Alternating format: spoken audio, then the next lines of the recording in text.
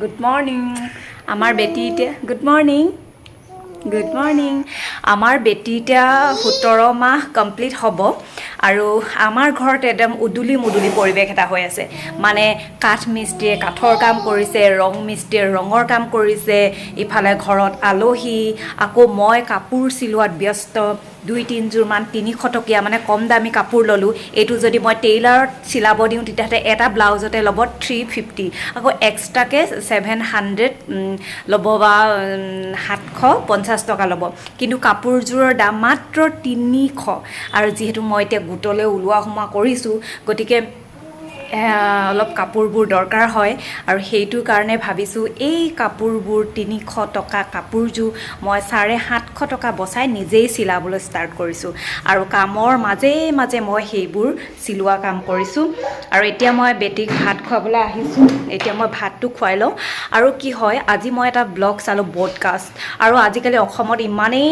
ব্ৰডকাষ্টবিলাক জনপ্ৰিয় হৈ গৈছে আৰু ভালো লাগে যেনেকৈ আগতে আমি ইণ্টাৰভিউবিলাক টিভিত চাইছিলোঁ ৰেডিঅ'ত শুনিছিলোঁ কিন্তু আজিকালি ইউটিউবৰ ব্ৰডকাষ্ট চেনেলবোৰত ভাল ভাল দামী দামী এক্টৰ এক্ট্ৰেছ চেলিব্ৰিটি বুদ্ধিজীৱী বা হাউচৱাইফ বিভিন্ন ছাকচেছ মহিলাসকলক পুৰুষসকলক আনি ব্ৰডকাষ্ট চেনেলবোৰ কৰিছে য'ত নজনা কথা বহুত জানিব পাৰি তেনেকৈ এটা নজনা কথা বুলি নহয় আৰু পেৰেণ্টছসকলৰ কাৰণে ভাল কথা যে ল'ৰা ছোৱালীবিলাকক অকণমান যেতিয়া সিহঁতে জনা হ'ব তেতিয়া দায়িত্বশীল হ'বলৈ কিছুমান মাক বাপেকে কিছুমান এৰি দিব লাগে যেনেকৈ নিজেই জোতা লেচটো মৰা নিজেই কাপোৰযোৰ স্কুলৰ পৰা আহি সলকোৱা তেনেকুৱা নিজৰ কামবোৰ নিজৰ বেগৰ কিতাপখিনি নিজেই ভৰোৱা এনেকুৱাবিলাক কামবোৰ নিজেই অলপ কৰিবলৈ দিব লাগে তেতিয়াহে দায়িত্বশীল হয় এগৰাকী দায়িত্বশীল কৰ্মব্যস্ত মহিলাই এই কথাটো কৈছিলে যি কি নহওক আমি মাকসকলে ভাবোঁ আমাৰ ল'ৰা ছোৱালী সদায় ডাঙৰেই নহওক লাগে ডাঙৰ হৈ যায় কিন্তু আমি সৰু বুলিয়ে ভাবি সিহঁতৰ প্ৰতিটো কামেই আমি নিজে কষ্ট পাই হ'লেও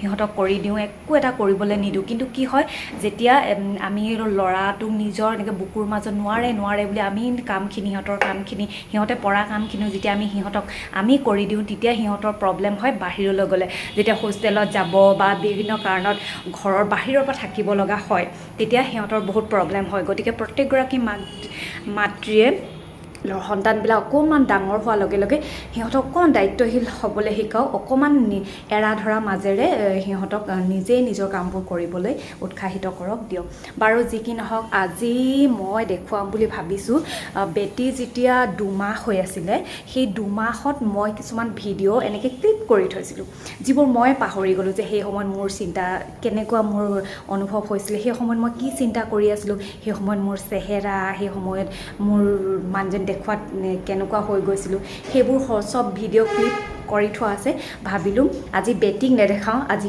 মোক অকল দেখাম সেই সময়ৰ ভিডিঅ' ক্লিপবিলাক বেটি 2 মাহৰ গতিকে এতিয়া বেটি কিমান হ'ল 17 মাহ কমপ্লিট হ'ব দিয়া বেটি হাই কৈ দিয়া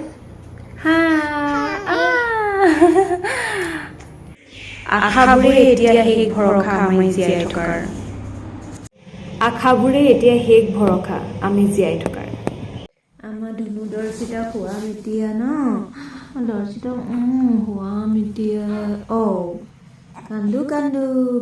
কান্দো আমাৰ দৰ্শিতা শুৱাম দেই সোনা মোৰ বেটো আজি আমাৰ মাঘ বিহুত ন আজি মাঘ বিহু হয় আমাৰ দৰ্শিতাই কান্দিছে এইজনী আমাৰ দৰ্শিতা কান্দো আজি মোৰ দমা হৈছে বাচ্চাজন এতিয়া চিজাৰিং হৈছে মই কেনেকৈ ক্ষীণাই গ'লোঁ নমস্কাৰ মই উৰ্মি মোৰ আজি বেবী 1.5 মাহ হ'ল চিজাৰিয়ান হ'ল কিন্তু ডক্টৰে মোক নৰ্মেল বুলি কৈছিলে নৰ্মেলৰ সকলো লক্ষণ থকাৰ পাছতো ডক্টৰে মোক চিজাৰিয়ান কৰি দিছিল ল'ৰা মাক খোৱা মজাই বেলেগ এয়া কোচত ছোৱালী ভাত কেতিয়াবাই দিলে এতিয়ালৈকে খাবই পৰা নাই এনেকৈ কোচত লৈ ভাত খাব লগা হয় ইমানেই চিঞৰ বাখৰ নমস্কাৰ মই দৰ্শিতাৰ মাক আজি দৰ্শিতাৰ বয়স 1 মাহ 20 দিন 1 মাহ 20 দিনৰ আগলৈকে সকলো সদস্যই দৰ্শিতাৰ ঠাইত হয়তো দৰ্শিল হ'ব বুলি ভাবিছিল কাৰণ মোৰ যিবোৰ চিম্পটম আছিল সকলো ল'ৰাৰ হোৱা মানে মইতো নাজানো সকলোৱে কৈছিল তোৰ এনেকুৱা হৈছে আৰু তোৰ এনেকুৱা হৈছে, গতিকে তোৰ ল'ৰা হ'ব, তই ক্ষীণাইছ, ল'ৰা হ'ব, তই ভাত খাব পাৰিছ, একো প্ৰব্লেম নাই, ল'ৰা হ'ব। গতিকে মোৰ চুলিবিলাকো বেছি ছিঙা নাছিলে, গতিকে ল'ৰা হ'ব কয়, ছোৱালী হ'লেহে বোলে চুলিবোৰ ছিঙে। মোৰ চুলিবোৰ সৰা নাছিলে, সেইটো কাৰণে সকলোৱে ল'ৰা হ'ব বুলি ভাবিছিল। এতিয়া দৰ্শিতা হ'ল, আৰু তাইক লৈ মই এটা ভিডিঅ' বনাইছোঁ, মানে ইউটিউব এটা চেনেল খুলিছোঁ। তাইক মই কেনেদৰে ডাঙৰ কৰিছোঁ বা মই মাক হোৱাৰ অভিজ্ঞতাবোৰ মই সকলো ভিডিঅ'ৰ যোগেদি সকলোৰে আগত শ্বেয়াৰ কৰিব বিচাৰিছোঁ। কেনেকৈ আমনি কৰে, আজি এমাহত মই যিখিনি অভিজ্ঞতা পালোঁ, এতিয়ালৈকে মই ভিডিঅ' কৰা নাছিলোঁ, এতিয়াৰ পৰা মই সকলো ভিডিঅ' কৰিম, কেনেকুৱা কি হয়। আৰু এবছৰ 9 মাহ 9 দিন মই গৰ্ভত যেতিয়া তাই আছিলে, তেতিয়া কেনেকুৱা চিম্পটম মোৰ পাইছিলে এমাহৰ পৰা, মই সকলো শ্বেয়াৰ কৰিম। গতিকে আপোনালোকে চাই থাকিব বুলি আশা কৰিলোঁ। নমস্কাৰ, মই দৰ্শিতাৰ মাক। দৰ্শিতাৰ বয়স এতিয়া এমাহ 20 দিন। এমাহ 20 দিনৰ আগলৈকে মই দৰ্শিতাৰ ঠাইত দৰ্শিল হ'ব বুলি ভাবিছিলোঁ, কাৰণ মোৰ গোটেই চিম্পটমবোৰ ল'ৰা হোৱাৰ আছিল।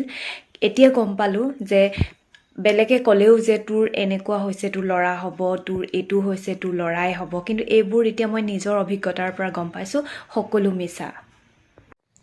আৰু সকলোৱে কৈছিল যে তোৰ নৰ্মেল হ'ব, কিন্তু মোৰ নৰ্মেল নহ'ল, মোৰ চিজাৰিয়েন হ'ল। গতিকে বেলেগৰ কথা শুনি এইটো ভাবি ল'ব নালাগে যে, বা এইটো চিয়'ৰ কৰিব নালাগে যে মোৰ কি হ'ব। সময়তহে গম পোৱা যায় আচলতে কি হ'ব। মোৰ দৰ্শিতাক লৈ মই খুবেই হেপ্পী, কাৰণ ইয়াৰ আগলৈকে দৰ্শিতা নামটো আচলতে মই চিয়'ৰ কৰা নাছিলোঁ। চোৱা চিতা কৰাৰ পিছত যিহেতু মই তাক মীন ৰাশি পালোঁ, দৰ্শিতা হঠাতে দিয়া এটা নাম, কাৰণ ইয়াৰ আগলৈকে মই যিহেতু বেবী বয় হ'ব বুলি ভাবিছিলোঁ, গতিকে আমি ল'ৰাৰ নামেই আমি চিয়'ৰ কৰি থৈছিলোঁ, যিহেতু সকলোৱে কৈছিলে মোৰ ল'ৰাই হ'ব। এতিয়া যিহেতু ছোৱালী হ'ল, সেইকাৰণে নামটো কোনো চিয়'ৰ নকৰাকৈ চোৱা চিতা কৰা গ'ল। চোৱা চিতা কৰি যিটো আখৰ পোৱা গ'ল, সেই আখৰেৰে তাই নাম হঠাতে থোৱা গ'ল দৰ্শিতা। আৰু দৰ্শিতা নামটো মই নিজে থোৱা নহয়, তাই মাহীকে থোৱা। কাৰণ ইমান দিনে 9 মাহ 9 দিন ভাবি আছিলোঁ ল'ৰা হ'ব, গতিকে ল'ৰা বিভিন্ন ইউটিউবত চাৰ্চ কৰি ল'ৰাৰ নাম বহুত চিলেক্ট কৰিছিলোঁ, কিন্তু যেতিয়া নহ'ল তেতিয়া নাম ভাবিবলৈ বাদ দিলোঁ। কিন্তু হঠাতে মাহীকে ক'লে যে এইটো দৰ্শিতা থৈ দে, এইটো অকণমান নতুন নিউ জেনেৰেশ্যনৰ নাম, গতিকে দৰ্শিতা থোৱা গ'ল। এতিয়া তাইক লৈ মই খুবেই হেপ্পী। দৰ্শিতাৰ কণমানিৰ পৰা, অৰ্থাৎ মোৰ গাত থকাৰ পৰাই কোনো আমনি নাছিল। তাই চিজাৰিয়েন হ'ল, তেতিয়াও একো প্ৰব্লেম পোৱা নাছিলোঁ। আৰু এতিয়া খুব ধুনীয়াকৈ, আজি এমাহ 20 দিন হ'ল, তাই খুব ধুনীয়াকৈ খায়, খেলে, কোনো আমনি নকৰে। গতিকে তাইক লৈ মই খুবেই হেপ্পী। আৰু তাইৰ দিন চৰ্চা, তাইক মই কেনেকৈ ডাঙৰ কৰিছোঁ, এইটো আচলতে এগৰাকী মাক হ'লেহে গম পায়। 9 মাহ 9 দিন মই কেনেকৈ আছিলোঁ, আজি তাই জন্মৰ এমাহ 20 দিন হ'ল, এইকেইদিনত মই কেনেকৈ অতিবাহিত কৰিলোঁ। মোৰ যিহেতু চিজাৰিয়েন হৈছিল, গতিকে যিটো মই কেতিয়াও ভবা নাছিলোঁ। মোৰ এটা চিম্পটমছ মই এতিয়াও থৈ দিছোঁ, মই দেখুৱাব পাৰোঁ। গতিকে সেই চিম্পটমছটো চাব পাৰে। মই আচলতে এইটো নিজৰ কাৰণে থৈ দিছোঁ। বেলেগে যিহেতু কৈছিল এনেকুৱা হ'লে, এনেকুৱা চিম্পটম হ'লে ল'ৰা হয়, এনেকুৱা চিম্পটম হ'লে ছোৱালী হয়, গতিকে মোৰ যিহেতু ছোৱালী হ'ল, গতিকে সেই চিম্পটমটো মই এতিয়াও থৈ দিছোঁ। সেইটো মই অকণমান এখন ফটো বা অকণমান ৰেকৰ্ড মই আপোনালোকক দেখুৱাব পাৰিম। এই লাইনটো, কিছুমানে কয় এই লাইনটো বেকা বেকি হ'লে ছোৱালী হয় আৰু চিধা হ'লে ল'ৰা, কিন্তু মোৰতো চিধাই হয়, পূৰা চিধা। এই 2 দিন দৰ্শিতা ইমান কান্দিছে নহয়।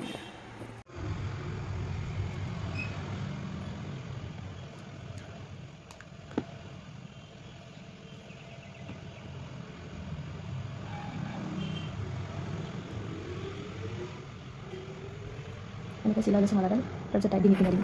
চাই লওঁ এইবাৰ কান্দে নাকান্দে। ডাল মালাডাল তাই শুই আছে, উঠিলে পিন্ধাই দিম। নহৰু মালা পিন্ধাই দিছোঁ চৰ্দিৰ কাৰণে। এইয়া চনা, মোক নহৰু মালা পিন্ধাই দিছোঁ দেই তোমাক। এনেকৈ কান্দিও থাকা নহয়। তাৰপিছত তাই ডিঙিত পিন্ধাই দিম এই নহৰু মালা পিন্ধাই দিছোঁ কান্দি থাকে কান্দুৰিক আৰু চৰ্দিও লাগিছে যাওঁ চনা চনা